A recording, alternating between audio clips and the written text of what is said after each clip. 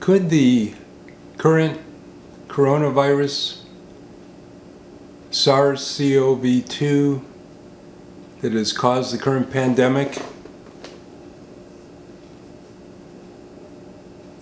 get you infected from your dog or your cat, or anyone else's for that matter? Let's unpack this important subject with what we know and what we don't know. Back when the coronavirus first started impacting the United States, and the U.S. Centers for Disease Control, the CDC, started providing information on their website, they had a particularly long section, at least a very long paragraph or two, regarding pets. And as a researcher and writer, I became very curious about this. Why were they devoting so much time to this topic? Warning people about staying away from your pet when you're sick. And at that time, they didn't really know for sure whether there was easy transmissibility between people and their pets, going in the direction of the pet or infecting the pet.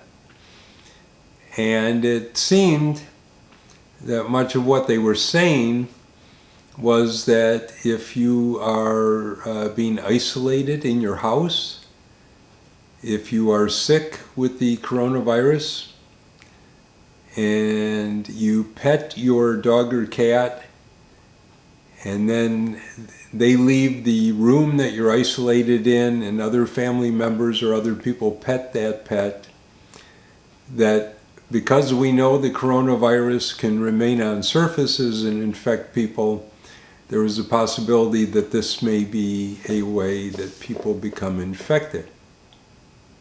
Now, even to this date, even though we know a lot more about this, I see information out there in the public, including some videos, and one I watched just a few days ago that was done by a medical doctor, where this is the main thinking in every case, that the pet's role that they play in transmission would only be if the virus was on the pet's coat, on their fur, because they had been petted or had been in close contact with a person that was infected. Maybe that person either pet them or sneezed or coughed around them. And then the pet left the isolation and the sick person, and then was pet by someone else, thus spreading the virus. So that is still the line that is being perpetuated. But I think it's more responsible to take a deep dive and kind of unpack this topic, knowing what we do know, what we don't know, what is being said, and what is being not said. So let's go back to what we know about where SARS-CoV-2, the current coronavirus causing the epidemic, came from. As best we know, it originated either in a live animal market in Wuhan, China, a market where people go to buy animals as food, and that somehow there was a first transmission from animal to human in this market.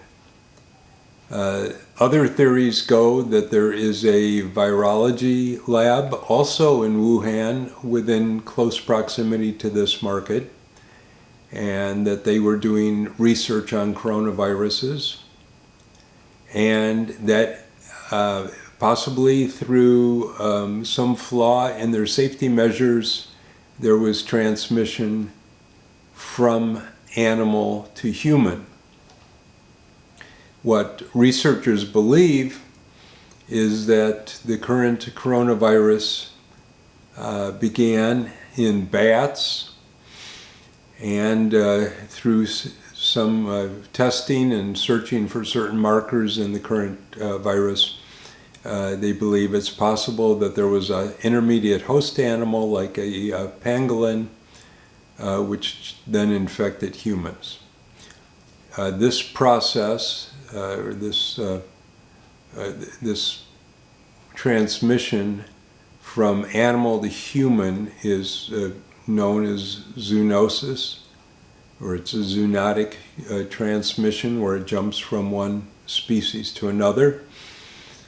And so we know, as we unpack this topic, we know that coronavirus can live in animals. We know this particular strain of coronavirus lived in an animal or in animals at one point, and that it was transmissible and spread from animal to human. Now, when we talk about SARS-CoV-2, we have to keep in mind that the research on it only really began this past December of 2019. So instead of having years of research on this, we only have months of research. And so the entire universe of information on the SARS-CoV-2 virus has only been accumulated over a matter of months. Now, granted, the amount of information that we do have has been accumulated at lightning speed, much to the great work done by medical researchers and what has been learned through many of the frontline doctors, physicians in ERs and ICUs who have looked at the symptoms, who have looked at what they've learned from diagnostic imaging and other methods that they use to learn as much as they can about patients, and then trying in the meantime to disseminate that information out to other doctors and other medical professionals so that they can begin some therapeutic treatment procedures that may be effective. Now, this is about all they have to work with right now. Normally, if you are a doctor and you are treating a patient that has a particular disease condition, let's say it may be a person that has a particular kind of cancer, normally you can look at the historical record, look at the accumulated data from the therapeutic measures that have been taken in the past. And this is called evidence-based medicine, where you look at what has been successful in treating patients with that particular disease condition in the past. Hopefully you're looking at some large, what's commonly called big data, some big databases of information where you see that maybe other patients that are similar to the patient you're working with, that there is there's been a high level of success and good outcomes with certain protocols or certain procedures. So this is how medicine works and how doctors try their best to deliver good outcomes to patients. Although we do call it the practice in medicine because it's still a practice. So with the SARS-CoV-2 virus that has caused this recent pandemic, there's been an effort to condense this enormous amount of information that is needed so that doctors can treat people and save lives. And it has been quite remarkable what they have been able to achieve. But because it is a novel virus, it's a new virus, there's still much more to know. And so when we talk about whether or not there could be transmission from animals to humans, we have to look at what we do know and what we don't know. What we do know is what I just mentioned, that the transmission originally came from an animal. What we also know is that in the past couple months they've found some dogs, including one in Hong Kong and some other places, who they diagnosed with this strain of coronavirus, as well as some cats. There have been at least a couple of domestic cats at different locations in New York City. And then there have been several large cats at the Bronx Zoo in New York who have also tested positive with this strain of coronavirus. Now it's interesting that there has been with other types of coronavirus, the kinds that normally just cause mild colds in people. It's been known that this coronavirus can live in an animal host, and interestingly, very commonly in cats. It's actually called feline coronavirus, and it's been well known for some time. But the question is, can you just catch coronavirus from a pet because you might have pet a pet or come in close contact with a pet that had just been petted or was in contact with a person that was infected, or a pet that was sneezed on, maybe water droplets from a person who was infected landed on the pet's coat, and you then pet the pet and then touched your face and then you became infected? Is that the only method? Or can the coronavirus be transmitted through a pet in other ways? Now, most of the research that's been done in recent months has been to understand the person-to-person transmissibility of this virus. And this is of great concern to medical researchers and doctors, because they say that the transmissibility of this virus is as much as 10 times more transmissible or contagious as the seasonal flu virus, and up to 10 times more deadly. So this is a very bad combination, because you have this extremely transmissible virus that, at least in a portion of the population, can be deadly. And there have been various breakdowns. Some of the numbers I've looked at personally, since it's hit the US, is as high as a 7% fatality rate. Some of the official figures put that at 4 to 5%.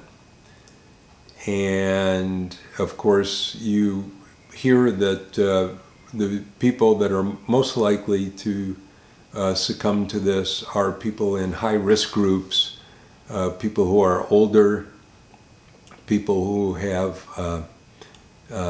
have existing health conditions, including heart conditions, conditions of the liver, of the lungs, people who have been immunocompromised already. But the truth is that there have been people who have been in other age groups, sometimes people that have been completely healthy who have died from the SARS-CoV-2.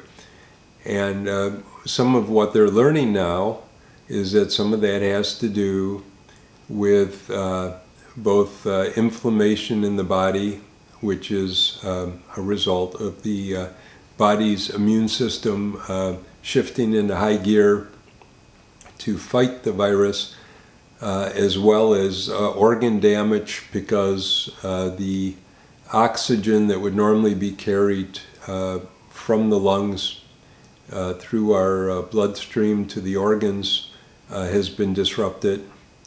And they're finding blood clots in people, including people, otherwise healthy people, both in major arteries and in veins, which are also leading to death.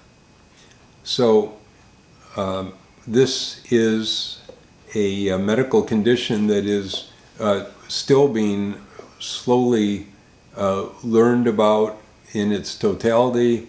I have seen some doctors say that there are as many as 5 different ways that COVID-19 attacks the organs. So we really need a therapeutic intervention that works to help people who are critically ill, or to give even to people who are in the early stages. And then, of course, we need an effective vaccine that has been thoroughly tested and is safe, and that does not have side effects that can prevent this illness in people. So there's long ways to go, but what we don't know entirely is our pets' role in transmission. Now, if you look at the CDC website, the page that I saw originally a couple months back is gone. Now, you could either say that it is magically disappeared, or that this, as the CDC gains more knowledge and information, they're just continuously updating their pages, which is what I would hope, and which is what I'm sure is happening. One thing that is maybe a little troubling on this topic is that the CDC puts qualifiers in front of this topic. When they say, is there transmission from dogs and cats to people, they say that they believe that the possibility is very low, or that there's just not a substantial amount of data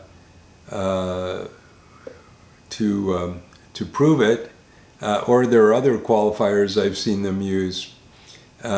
But in no case do I see them say definitively, no, this can happen. As a researcher, you become skeptical sometimes, and you find that it helps to read between the lines. And in this case, when you read between the lines, and I will link the page in the description below where the CDC talks about people and their pets, you will see that there is at no point where they actually say, no, you cannot get the current coronavirus from your pet.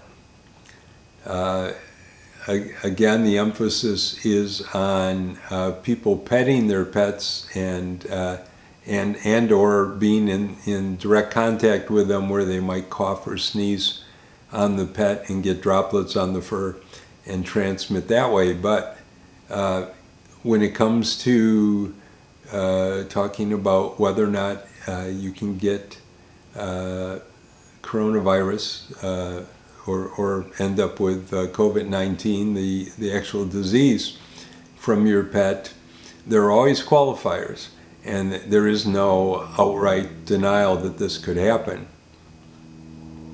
Now, the important thing to consider is I had made another video, which I'll also link in the description, where I talked about why people don't want to let dogs lick their face. And to some degree, the principle here remains the same.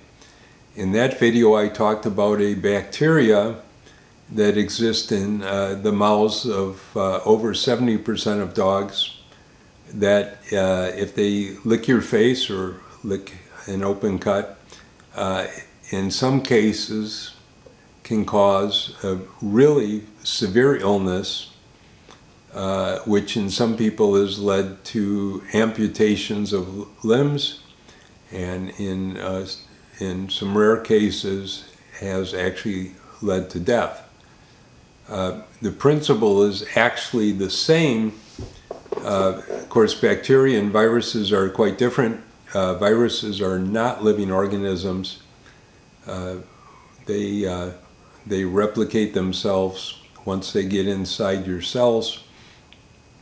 But the principle here would be the same, that if your dog sneezed close to your face, or coughed or licked your face, there could be transmission that way.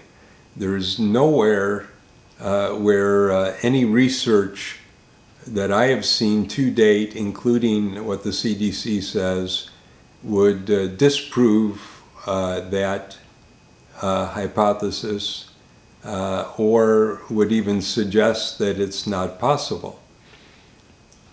So, can you get coronavirus, the current coronavirus, from your dog or your cat? I would say that the answer to that is possibly, but it is not a definitive no. It has not been proven yet that you absolutely cannot. And again, we know that while the focus is on human-to-human transmission, we know there being, at least in the original case of this virus, that it did transmit from an animal to a human. I would suggest, as I did in the other video, not to let your dog lick your face. Not to let your dog or your cat get close to your face. If you do pet your pet, as others have said on this subject, definitely wash your hands before touching your own face. These are probably the best precautions, because again, the amount of information that we don't know about SARS-CoV-2 is much greater than what we do know, although what we do know is gaining in a body of knowledge that has been growing exponentially at a very rapid pace. So, as with the other video, this video is for your information and your health, to keep you healthy, to give you something to think about. It may be 6 months from now we get an admission from the CDC that yes, you can get this virus from a pet. Again, the rate of tests and research moves along fairly slowly. In the interim, they don't want to panic people. They don't want to come right out and say, yes, you know, these pets are running wild and giving this terrible disease to people. So the approach is usually that there is an enormous amount of research done and under very controlled studies that are later peer-reviewed, and then at that point released to the public as kind of settled science. But at this point, I would say that I would err on the side of caution, that the chance that a person might be able to get coronavirus and the resulting COVID-19 disease from a pet exist. The question is only to what degree it exists. And that is what we will learn sometime in the near future. Thanks for watching this video. If you find this information helpful, please subscribe, and please like this video, pass this information on to your friends and those that you know that own pets. And as always, this information is put out there for your benefit. The only way that videos and YouTube can be worthwhile to people beyond entertainment is to provide good, useful information. Thanks for watching.